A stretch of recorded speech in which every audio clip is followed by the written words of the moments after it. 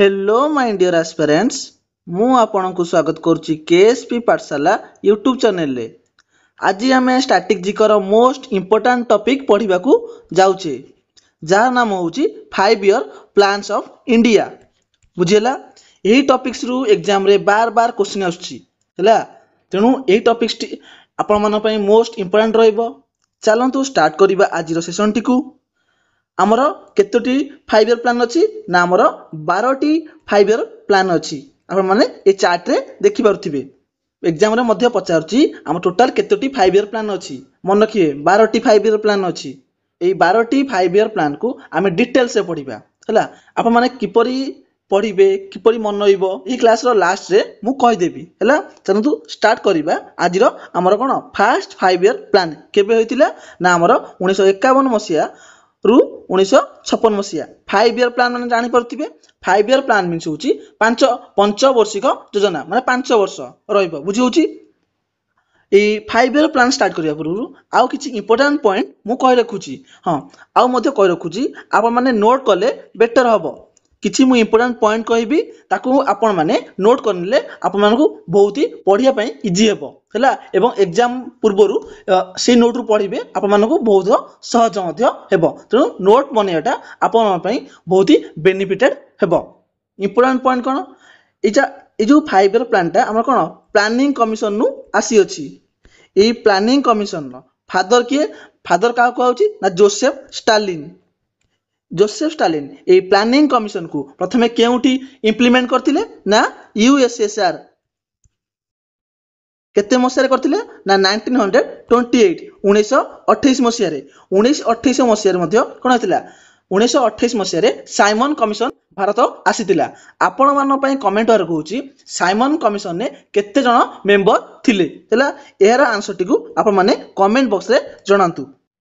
1950 मसिया रे जवाहरलाल नेहरू जे कि भारतर प्रथम कोन प्रधानमंत्री तांको द्वारा इंप्लीमेंट करा गला कोन एई 5 ईयर प्लान बा प्लानिंग कमिशन कोडी ना भारत रे। चलंतु स्टार्ट करिबा आज रे कोन फर्स्ट 5 ईयर प्लान। बुझी होची फर्स्ट 5 ईयर प्लान नो ड्यूरेशन होची 1951 मसिया रु 1956 मसिया। ड्यूरेशन मध्ये पचारची एग्जाम रे मन रखंतु डिटेल से पढिबा भले से पढिबा हला। लॉन्च्ड बाय का द्वारा को लॉन्च कराइतिला ना प्राइम मिनिस्टर केतले हेते बेले ना जवाहरलाल नेहरू। मेन फोकस एटा इंपोर्टेंट रहिबो। मेन फोकस बा ऑब्जेक्टिव एही 5 ईयर प्लान ने इंपोर्टेंट रहिबो। मेन फोकस थिला एटा इंपोर्टेंट रहिबो। मेन फोकस थिला एग्रीकल्चर डेवलपमेंट एटा कोचे इरिगेशन। बुझी होची तापरे इकोनॉमिक मॉडल बा ए केउ मॉडल ऊपर आधारित थिला ना हारोल्ड डमर मॉडल। हारोल्ड डमर मन रखिबे हारोल्ड डमर मॉडल इंपोर्टेंट रहिबो। ये मध्य की प्रोजेक्ट्स कौन थिला की प्रोजेक्ट्स थिला Bhakra Nangal dam Hirakud dam Damodar valley project आ मध्य कोन हमरो नागार्जुन सागर डैम मन रखिबे। Bhakra Nangal dam Hirakud dam Nagarjuna Sagar dam Damodar valley project. Bhakra Nangal dam अछि हमर केउठी ना हिमाचल प्रदेश रे। भाकरा नंगल डैम केउ नदी ऊपर निर्माण कराइछि ना हमर भाकरा नंगल डैम निर्माण कराइछि हमर सतलेज रिवर।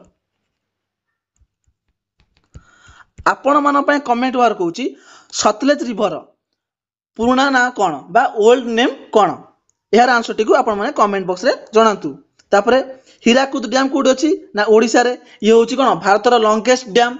बुझी होची हीराकुद डैम टी हमर महानदी रिवर ऊपर निर्माण कराइछि। Nagarjuna Sagar dam Nagarjuna Sagar dam T हमर केउ नदी ऊपर निर्माण कराइछि ना हमर कृष्णा नदी।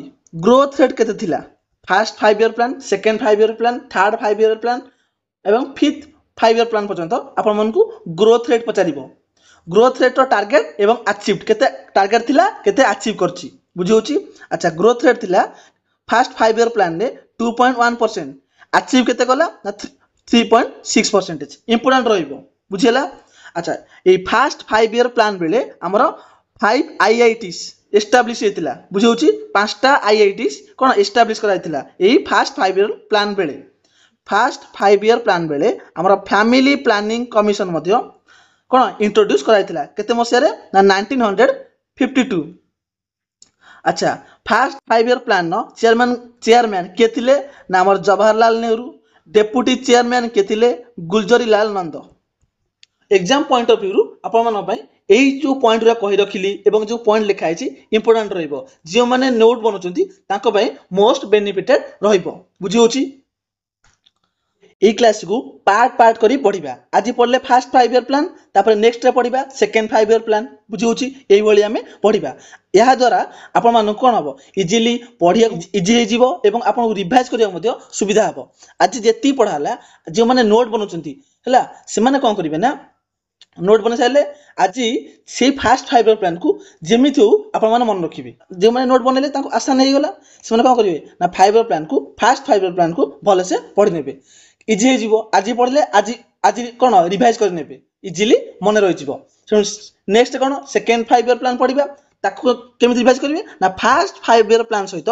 सेकंड 5 इयर प्लान को कोन रिवाइज करिवे एही भली आपण एही क्रम रे गले आपण मानकु या कोन सहज हेबो एवं आपण मानकु लॉन्ग टर्म पई मन रहि जीवो बुझी होची किंतु रिवीजन मस्ट बुझी होची रिवीजन ता होची मस्ट तले आमे एही 5 इयर प्लान को पार्ट पार्ट करी पढिबा जादरा आपण मानकु इजी हबो रिवीजन पई अल्प पढंतु भले से पढंतु बुझी होची 12टी 5 इयर प्लान सरी गला परे मु एही यार पीडीएफ टी को आमर केएसपी पाठशाला टेलीग्राम चैनल रे अपलोड कर नेबी आपण माने से केएसपी पाठशाला टेलीग्राम चैनल रे जॉइन हो जानतु हला जार लिंक टी कोडी अछि ना एही क्लास रो डिस्क्रिप्शन ने दिया आछि बुझी होछि आपण माने आमर केएसपी पाठशाला रो समस्त क्लास रो पीडीएफ एवं अदर स्टडी मटेरियल्स पई आपण माने केएसपी पाठशाला टेलीग्राम चैनल रे जॉइन हेबा को भूलंतु नै हला आपण माने पई बहुत ही कोन एग्जाम ओरिएंटेड कंटेंट मध्ये प्रोवाइड करा होछि बुझी होछि आज सेशन टी आपण मानकु जदी भल लागुची निश्चित हमर ए क्लास टी को लाइक करंतु जदी आपण मानकु हमर ए सेशन टी भल लागुची